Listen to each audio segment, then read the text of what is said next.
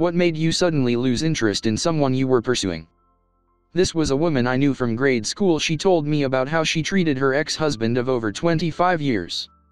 She tapped his computer and informed their children of any time he watched Star. She admitted to having affairs with married men from her work while tapping his computer. In their divorce, she was ordered to pay him alimony. Their youngest daughter was to be married later that summer. To be mean, she informed him that he should not walk their daughter down the aisle because he was not her biological father. He committed suicide a few days after the news. She was happy she would no longer need to pay alimony. Our second date, we went out for a few drinks. She starts flirting with some random guy to see how I'd react. When I asked her WTF was she doing, she actually wanted me to fight for her, an actual fist fight. I paid my tab and told her to find a ride home, then left. I've had this happen too. Like, please don't intentionally put me in a position to fight some guy because that's somehow romantic in your head. Seriously, what kind of warped BS is that? Nothing chivalrous or even remotely romantic.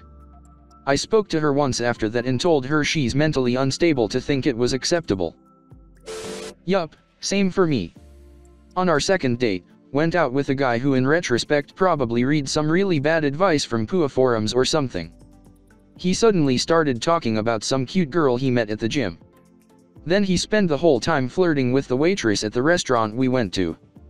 Then when we walked around downtown, he kept pointing out every single cute girl he saw, and then asked me if he should ask out the cute girl he met at the gym. I told him to go for it, and just left him. I heard afterwards he complained to his friends that I didn't appear to care if he was interested in other women, and that meant I wasn't interested in him at all in the first place. My dad had a stroke and this girl I was seeing kept complaining to me that she was tired, feeling under the weather, and a bunch of other stuff. She just kept sending me these whiny texts complaining about every little thing while I was sitting in the hospital watching my dad break down because he couldn't turn the pages while reading the newspaper. Nice girl besides that, I hope she's well. Edit, thank you all for the kind words. My dad is doing well and has fully recovered. She really is a nice girl BTW, she just wasn't thinking at the time. Is your dad okay? My dad is great. He was able to recover and now he's staying active, eating healthy, and taking his blood pressure medicine. Thanks for asking. I realized that all she did when we talked was complain, non-stop complaining. I broke things off with someone less than a week ago because of this. I'd be having a great day, hanging out at the park with my kid or enjoying a relaxing few moments by myself and boom, phone call about how *tie their job was and how their car was a POS, yelling at traffic while on the phone with me, and on and on. It drug me down and put me off whenever we spoke. I understand it's natural to complain and seek empathy from a partner, but you've gotta spice it up with some positivity now and then. When I met my current one of the things I loved about her was that she didn't complain about her exes or her parents or her kids. It was attractive because she seemed like someone that could handle anything with a smile. She's still like that and I still love her for it. I'm a paleontologist, and she stopped me at dinner when we were talking about careers to have the following exchange. Hey. So this might be a dumb question, but... Me, in teacher mode, no, of course not. There are no dumb questions. Okay, so, did Jurassic Park happen? Me, thinking this is the age-old, is Jurassic Park possible? Can we clone dinosaurs? Good question. No, we can't clone dinosaurs. DNA degrades over time and... No, I mean... Did Jurassic Park happen? Like, did it actually happen, though? Me, pausing, what do you mean? Like, did dinosaurs attack an island in Costa Rica in the 90s? Yeah. Edit, considering that she thought that Jeff Goldblum made a series of documentaries on dinosaurs running rampant on Costa Rican islands and then invading San Diego in 1997. There wasn't third date. Edit number 2, she's an elementary school teacher. Thought I should share that bit too, if any of you have young children. She stole from me when we were studying at my house. She knew I had a crush on her and that I would eagerly bend over backwards to help her with her studies in HS. I had a Walkman back in the day that they were in, and she stole it when I left her alone in my room to go and get cookies and tea. I felt so betrayed yet didn't say a word, despite knowing where it was and seeing it just before leaving the room, where it magically was not anymore when I walked back in. It's been like 20 years and I am still salty about it, not because of the theft, but by finding out that my crush was a thief and a scumbag, no matter how pretty she was or how nice she pretended to be when anyone talked to her. If we had dated or even become close friends, I bet my dad would have bought her a Walkman for her birthday. Growing up, my Walkman was my life. I started with the yellow cassette player. Graduated to a slick, silver, and blue CD player. Had anyone ever messed with whatever Walkman I had at the time, I would have bawled my eyes out. I'm so sorry you had that happen, man. Was it a cassette or CD player? Oh man, I'm looking up Google images of Walkmans now. You just don't mess with a kid's Walkman. I reconnected with this guy I had known a few years before. When we first met he was really sweet and really into sci-fi, which I'm also really into, so we hit it off right away, but it just wasn't the right time then. So a few years later we're both single and decide to meet up. First thing he said when he saw me was that my thighs got bigger. I've never been over 120 lbs, but either way that comment was completely uncalled for. He also kept bragging about all the girls he had slept with and kept opening Snapchats from girls he knew to show them to me.